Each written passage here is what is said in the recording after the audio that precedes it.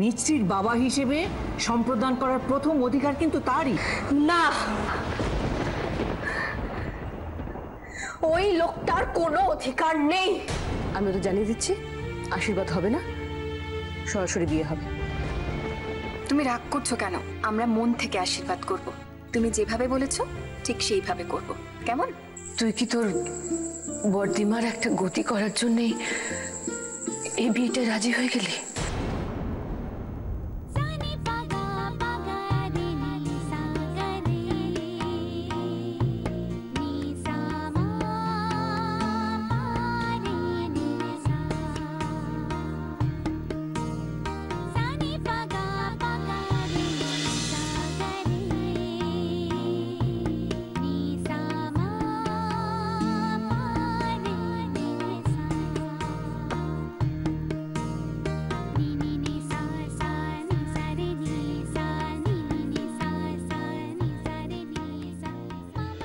আরে এই তো সবাই এসে গেছে।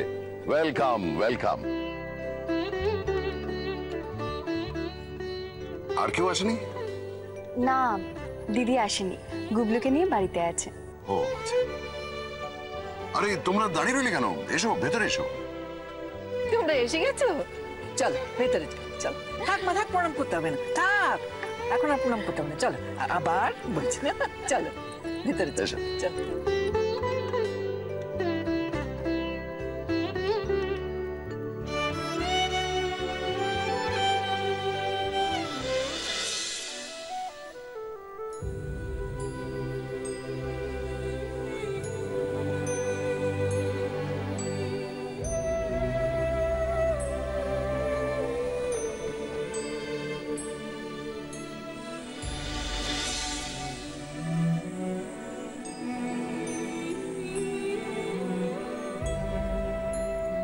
নমিতা, দেখো তো ওদের এত দেরি হচ্ছে কেন?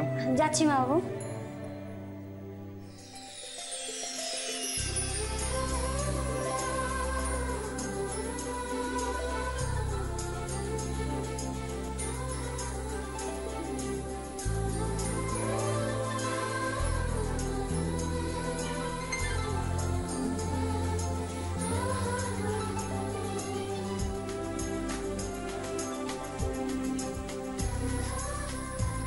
চল।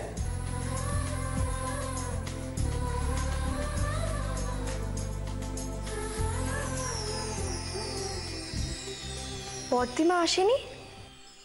না, দিদি আসেনি। আমরা তো এসেছি, এসো বসো। চল, ওই আসনটাতে বসবি, চল। না, আমি বসবো না।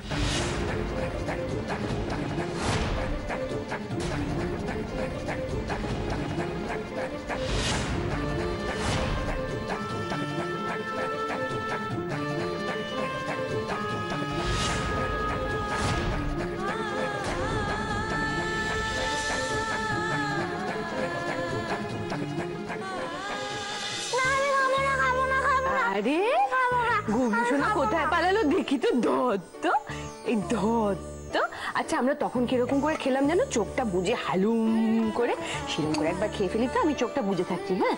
কে খায় দেখি দেখি দেখি দেখি দেখি। এই যে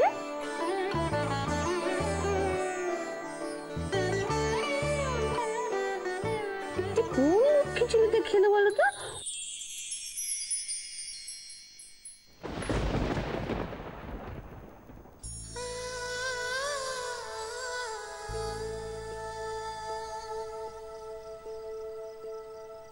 ভূতু, এসব এসব কি?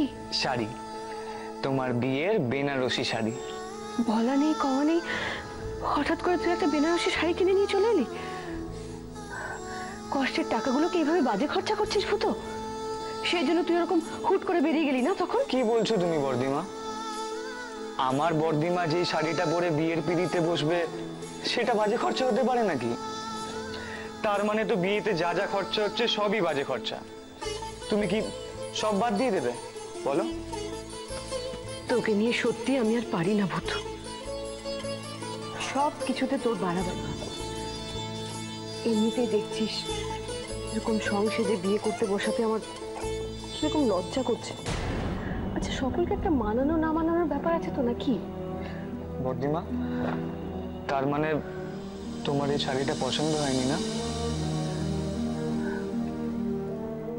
পছন্দ অপছন্দের ব্যাপার নয়, এই বয়সে আমাকে ওরকম একটা লাল বেনারসিতে মানায় কখনো বল? খুব মানায়। এই শাড়িটা পরে যদি তোমায় না মানায় তাহলে পৃথিবীর অন্য কাউকে মানাতে পারে না। কি রে গুবলু, আমি ঠিক বলেছি না? মামজি একদম ঠিক বলেছে। বদ্দি মাসি, এটা পড়লে না তোমায় ঠিক রানীর মতন দেখতে লাগবে। দেখেছো, থার্ড আম্পায়ার ডিসিশন দিয়ে দিয়েছে। এই ব্যাপারে তোমার অন্য কোনো বক্তব্য আমি গ্রাহ্য করব না, ঠিক আছে? ওকে। এসব কি ছেলে মানুষই হচ্ছে মিশ্রি? কেন তুমি আসনে বসবে না? তাহলে ওরা তোমাকে আশীর্বাদ করবেন কি করে? সেই জন্যই তো আমি এখানে বসবো না বলেছি। তার মানে এটা কি ছেলে মানুষই করার সময়? বাজে বায়না করারও একটা সময় আছে। আমি বাজে বায়না করছি না মামু, আমার কথার যুক্তি আছে তাই বলছি। আগে পুরোটা শোনো তারপর করো। যুক্তি? বায়নারও আবার যুক্তি দেখাচ্ছ তুমি? বাজে সময় নষ্ট না করে শিগগিরই ওখানে বসো, ওরা তোমাকে আশীর্বাদ করবেন। কিরকম ঠেঁটা মেয়ে দেখেছিস? মিস্তি, এখানেই তামাশা শুরু করে দিয়েছে। আমাদের ওখানে কেউ যদি আত্মীয় স্বজনদের সামনে এরকম করে তবে তো। কি হলো, আমার কথা কানে যাচ্ছে না? আমি জানতে চাই তুমি এখানে বসবে কি বসবে না। জয়ন্ত, আজকের দিনে কেন রাগ করছিস মেয়েটার উপর? ওর কথাটা আগে শুন। ওর বায়নার যুক্তি? বেশ, শুনি কি যুক্তি, কি বলতে চাও বলো। তুমি তো আমাকে ছোটবেলার থেকে বলেছো যে আমার মামি আমার নতুন মা হবে। আর তাছাড়া সোনাদিমাও তো আমাকে বলেছে যে নিজেদের লোকেদের আশীর্বাদ ছাড়া কখনো বিয়ে হয় না। তাহলে আমি আমার নতুন মায়ের আশীর্বাদ ছাড়া এই বিয়েটা কি করে করতে পারি বলো? ওহ, তুমি তুমি আজ ওর এই হাল করেছো মাসিমণি। কিন্তু মিছরি তো ভুল কিছু বলেনি। ভূতোর বাবা মা মারা যাওয়ার পর সর্বাণী তো ওদের অভিভাবক। সর্বাণী আশীর্বাদ না করলে চলে? আজকের দিনে অন্তত সর্বাণী আসতে পারতো এখানে। আসলে মাসিমা, আমরা দিদিকে অনেকবার করে বলেছিলাম দিদি যাতে আমাদের সাথেই আসে। ও বাড়িতে গুবলুকে সামলাতে হবে তো, তাই দিদি আসতে পারেনি। আসলে বর্দিমা আর কদিন পরেই এই বাড়ির বউ হবে। এই সময় ওর পক্ষে এখানে আসাটা ভালো দেখায় না, আর সেই জন্যই বোধহয়। কিন্তু মিছরির কথাটাও তো ফেলে দেওয়া যায় না। ভূতোর বাবা মারা যাওয়ার পর সর্বাণী তো তোমাদের আসল অভিভাবক।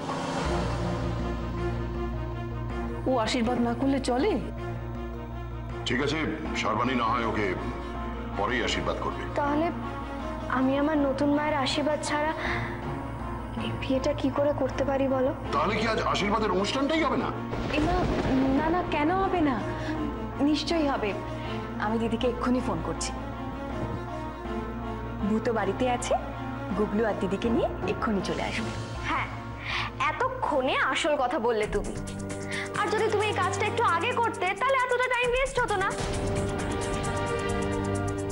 আর মায়ের আশীর্বাদ ছাড়া কোনো কাজ কোনোদিনও সফল হয় বলো?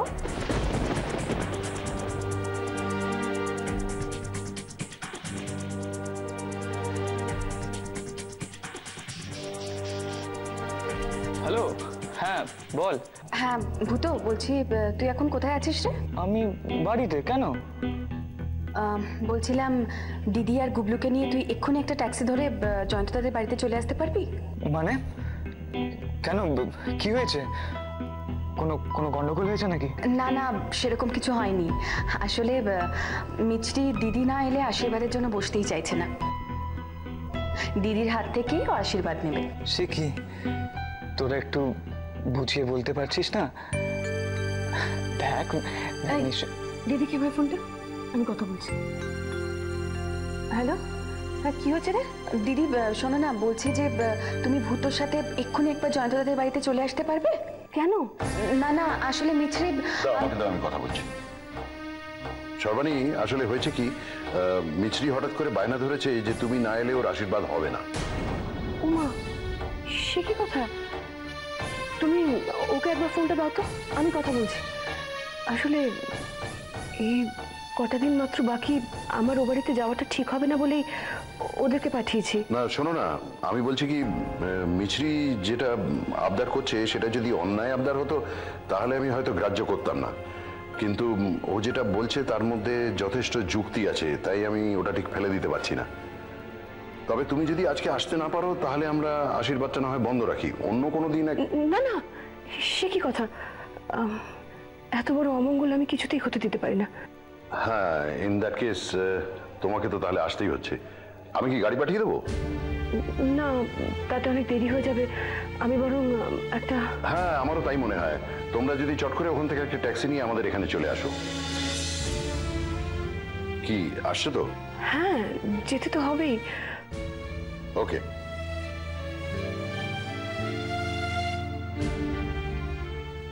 ওরা আসছে। ছাড় ছাড় বলছি, তোর স্বভাবটা না আজও গেল না।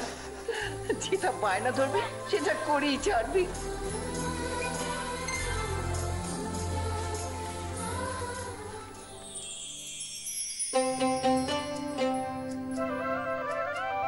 আমরা কোথায় যাচ্ছি বর্তি মাসি?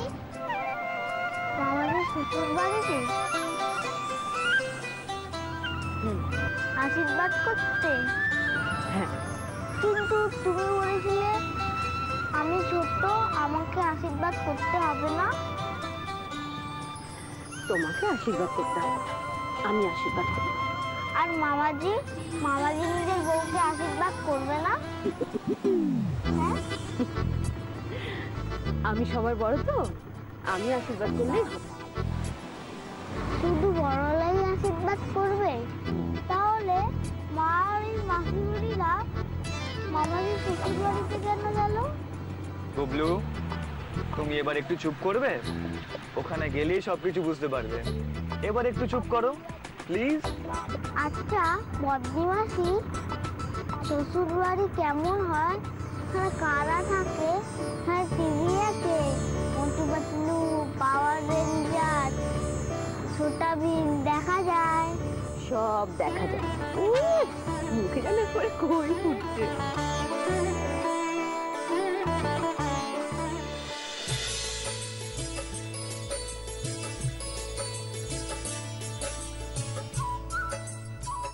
ফুলদি, দেখ কি সুন্দর মূর্তিটা। হ্যাঁ দেখেছি, তুমি হাত দিও না জানো। হ্যাঁ লাবু, এই লাবু কি দাম হবে রে? করছিস কি? রাখ, যেটা বারণ করে সেটা বেশি করে করে। লাবু কি সুন্দর মাছটা। লাবু কেউ দেখে ফেলবে, কি করছিস? আরে কেউ নেই তো, তুই চুপ থাক না। লাবু কেউ দেখলে কি ভাববে? কি ছেলে মানুষই হচ্ছে এটা। খোল না, কি করছিস? কি বারণ করছিস? একবার কথা শুনছিস না কেন? সভ্য কথা করে।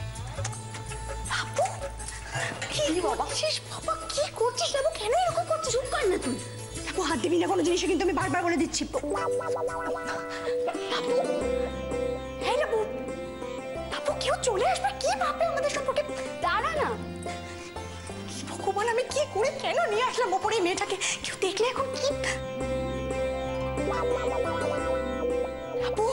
লাবু না, লাবু রাখ ওটা, লাবু রাখ ওটা।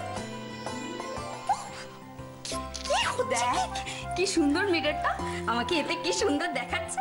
হ্যাঁ, তুমি খুব সুন্দর তো, তাই আয়নাটা তোমায় সেটাই দেখাচ্ছে। কথা, সব আয়নাতেই সমান দেখায়, বুঝেছিস? এবার যাও, যেখানকার জিনিস সেখানে গিয়ে রেখে এসো, যাও। দাঁড়া না। লাবু, ওই যে বর্দিমা বোধহয় এলো। লাবু, বর্দিমা এসে গেছে, যা আয়নাটা রেখে আয়। দাঁড়া না, একটু দেখতে দে। বর্দিমা এসে গেছে।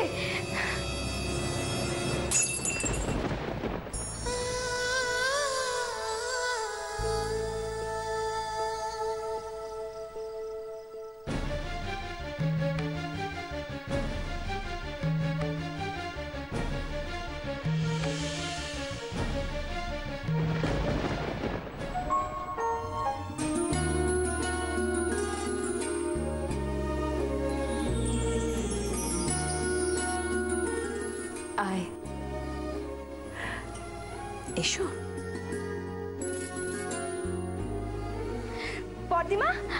বর্দিমা তুমি জানো তোমার জন্য আমি কতক্ষণ ধরে ওয়েট করছি।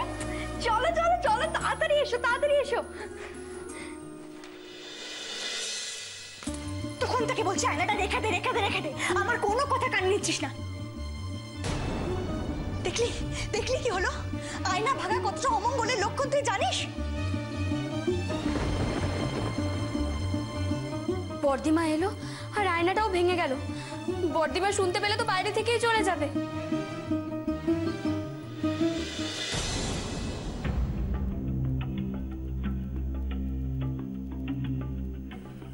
কাউকে কিছু বলার দরকার নেই, কোনো অমঙ্গল হবে না।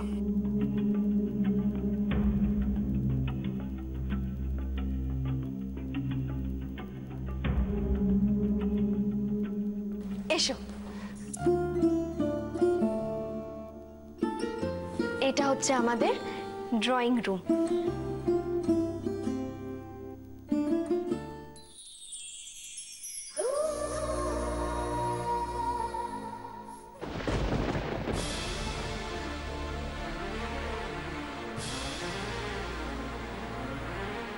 রক্ষা করো ঠাকুর, তুমি রক্ষা করো। আর বলো না মা, কত দুরন্তপনা সহ্য করে যে ওই মেয়েকে আমি বড় করে তুলেছি। ও খুব অবাধ্য বুঝি। বকা খায় মাঝে মাঝে। আমার কাছে পার পেলে কি হবে, জয়ন্ত তো ছাড়ে না, দেয় দু চার ঘা, তাতে তার বই গেল। একবার যেটা ঠিক করবে সেটা সে করেই ছাড়বে। না না, ছেলে মানুষ তো, আস্তে আস্তে সব ঠিক হয়ে যাবে, আপনি একদম চিন্তা করবেন না মাসিমা। ছেলে মানুষ তো কি আছে, মেয়ে তো, একটু সাংসারিক বুদ্ধি না থাকলে চলে? তোমরাই বলো, চিন্তা হয় না? ওইসব নিয়ে আপনি একদম চিন্তা করবেন না মাসিমা।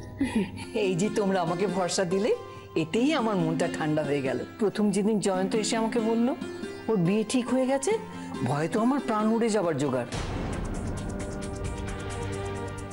যে সংসারে যাচ্ছে সেখানে কিরকম ব্যবহার পাবে না পাবে সেটাই তো একটা চিন্তা না? কিন্তু এখন আর আমার কোনো চিন্তা নেই। তোমাদের কাছে যাচ্ছে, তোমরা ওকে ভালো করে শিখিয়ে টিকিয়ে নেবে। আমাদের কথা শুনে চললে ভালো, কিন্তু যদি কোনো রকম বাঁদরামি করেছে তাহলে স্রেফ ঘাড় ধরে এই বাড়িতে বর্দিমার কাছে পাঠিয়ে দেব। দিদা দিদা তোমরা এবার চলো, এবার তো আশীর্বাদ হবে। মা বাবুর বউ এসে গেছে, মা বাবু সবাইকে যেতে বললো। ও যা, তুই যা, আমরা আসছি। আচ্ছা। চলো তোমরাও চলো।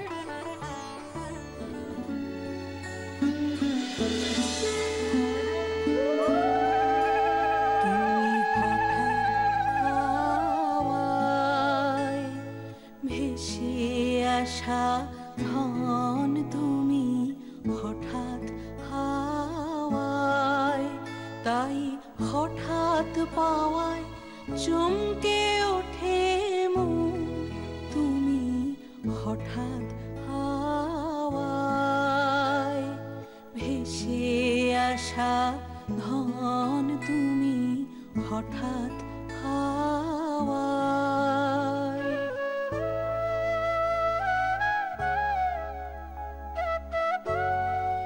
রাধা গোবিন্দর পায়ে ছোঁয়ানো ফুল।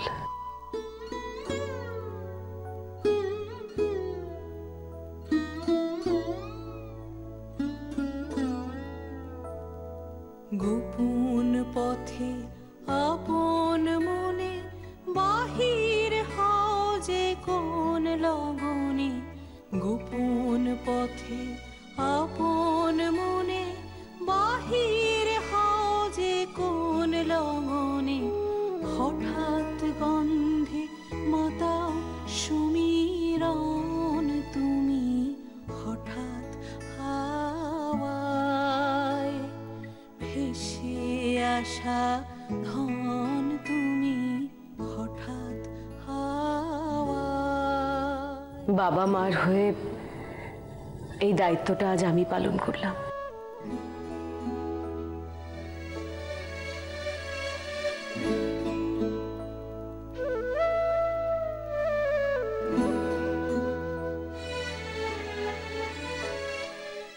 আজ অনেকটা হালকা লাগছে।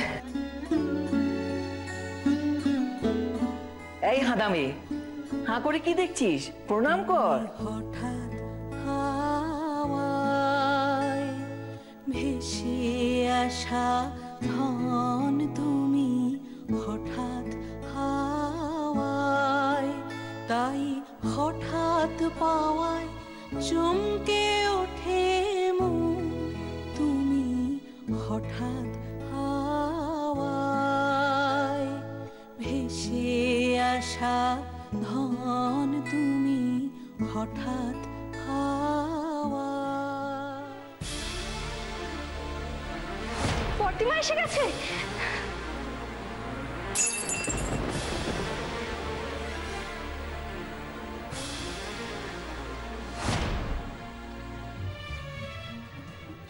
বর্দিমা এলো আর আয়নাটাও ভেঙে গেল।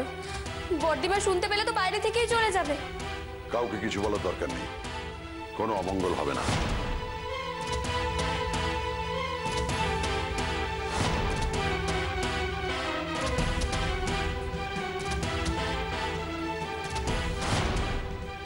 সব ভালো যা শেষ ভালো, কিন্তু আয়নাটা যে ভেঙে গেল, বিয়েটা ভালোই ভালোই মিটবে তো।